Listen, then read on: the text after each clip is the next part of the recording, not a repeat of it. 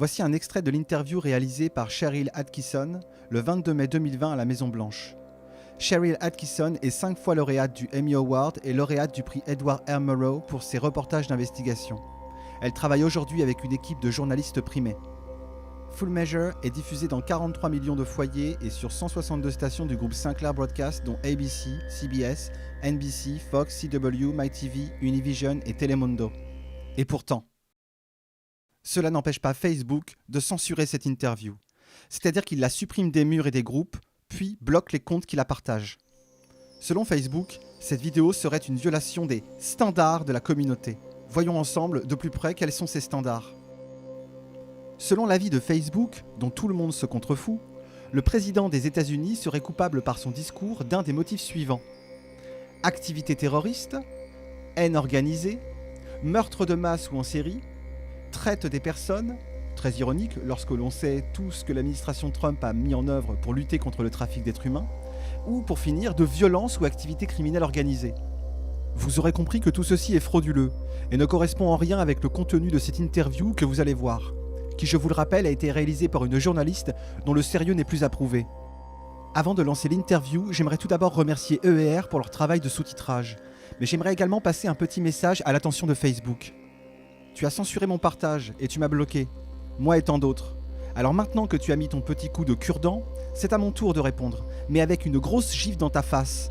Parce que rends-toi bien compte d'une chose, la seule raison pour laquelle je fais ce doublage, c'est uniquement parce que tu me l'as censuré. Et que maintenant, il sera bien plus accessible. Tu vois comme c'est ironique. On rigole bien, hein? Allez, je ne vous fais pas perdre plus de temps et je lance l'interview.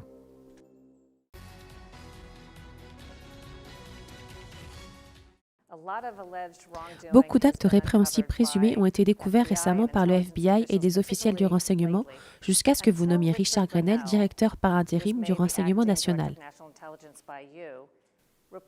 Les journalistes, les membres du Congrès et de la société civile ont insisté pour voir ces informations, et ce depuis 3 ans. Mais elles ont été cachées. Qu'en pensez-vous? Parce qu'elles ont été cachées par des personnes travaillant pour votre administration. Richard Grenell est une superstar, il a eu le cran et le courage de faire ce qu'il a fait. Nous avons une autre superstar qui arrive, comme vous le savez, John Ratcliffe. Il vient d'être approuvé hier et il prendra la relève mardi. Richard Grenell a fait l'un des meilleurs travaux que je n'ai jamais vus. En peu de temps, il les a exposés comme étant corrompus. Regardez, ils ont essayé de faire tomber un président des États-Unis illégalement. Tout est illégal. Maintenant, je ne sais pas ce qui se passe. Nous espérons que Bill Barr va être aussi bon que nous le pensons parce que c'est un grand gentleman, un grand homme. Il doit utiliser cette information et faire ce qui est juste. Il fera ce qui est juste. Bill Barr fera ce qui est juste. Mais ce que Richard Grenell a fait pour ce pays est incroyable. Pourquoi a-t-il fallu Richard Grenell?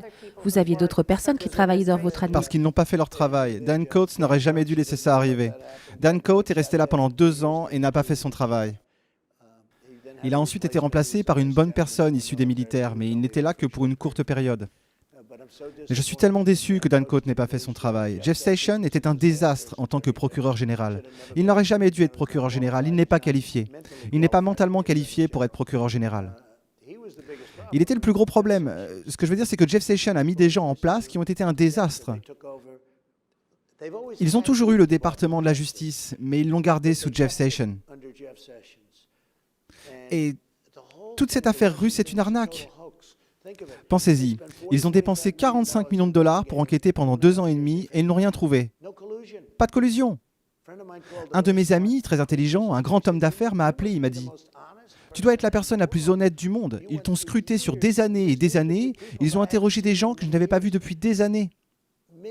Des millions d'appels téléphoniques et pas un seul à la Russie. Certaines de ces personnes, et je le dis fièrement, je ne suis venu à Washington que 17 fois dans ma vie.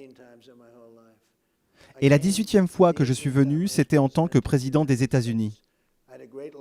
J'ai eu une belle vie, j'ai bien réussi et beaucoup de bonnes choses sont arrivées. Maintenant, que s'est-il passé?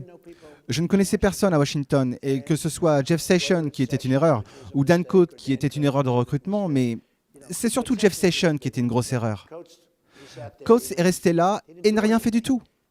Lorsque vous regardez ce qu'a accompli Richard Grenell en 8 semaines, Et ces gens n'ont rien fait pendant 2 ans et demi alors qu'ils auraient dû révéler ce scandale. Certaines personnes m'ont beaucoup déçu et d'autres ont fait un travail phénoménal. Mais que suis-je en train de faire? Je combats l'État profond. Je combats le marais. Et j'ai dit que j'étais en train de le faire. Je les expose. Je pense que si cela poursuit son cours, et Radcliffe est formidable, si cela poursuit son cours, alors j'ai une chance de briser l'État profond. C'est un groupe de gens malsains. C'est très néfaste pour notre pays. Et ce n'était jamais arrivé auparavant. Vous êtes aussi une victime de l'État profond. Ça ne me fait pas plaisir de vous dire cela, mais que vous en soyez consciente ou non, ils vous ont maltraité pendant des années, et c'est le cas pour bien des personnes. Ils ne pensaient pas que je gagnerais, et j'ai gagné. Ils ont essayé de me destituer. C'était leur police d'assurance. Il arrive à gagner, mais si ce n'était pas le cas, nous avons un plan B. Mais je les ai battus sur leur plan B, et maintenant, ils se retrouvent exposés. James Comey est un flic ripou. McCabe est un sale type. Ce sont tous des sales types. Lisa Page et Strokes, ce sont les 2 amants, n'est-ce pas? Ils ont utilisé des serveurs publics parce qu'ils voulaient que personne ne les voie, leurs conjoints, etc., qu'ils voient qu'ils aient une relation. Et parce qu'ils ont agi ainsi, ils se sont fait prendre. Des choses incroyables se sont déroulées. Ils ont falsifié des documents. On les a attrapés. Ils avaient des gens qui falsifiaient des documents. J'aimerais que tout ceci aille plus vite. Je vais être honnête avec vous. Pour moi, je n'ai pas besoin d'informations supplémentaires. Je suis délibérément resté en dehors de tout ça. En dehors du fait d'avoir nommé des gens, je ne me suis pas impliqué. Mais je peux vous dire que ce qu'ils ont fait, si cela eût été le président Obama, si cela avait été un démocrate à la place d'un républicain, des gens seraient déjà en prison depuis 2 ans. Beaucoup de gens seraient déjà en prison depuis 2 ans, avec des peines de 50 ans. 50 ans. Mais on les a attrapés. Maintenant, espérons que Bill Barr va agir. Et vous savez, d'autres affaires vont sortir. Bien des choses vont sortir. Mais on n'en a même pas besoin. Ce qu'ils ont fait est si corrompu. Ils ont essayé de destituer un président des États-Unis dûment élu. Cette fois-ci, c'était moi. Et nous ne pouvons permettre que cela se reproduise.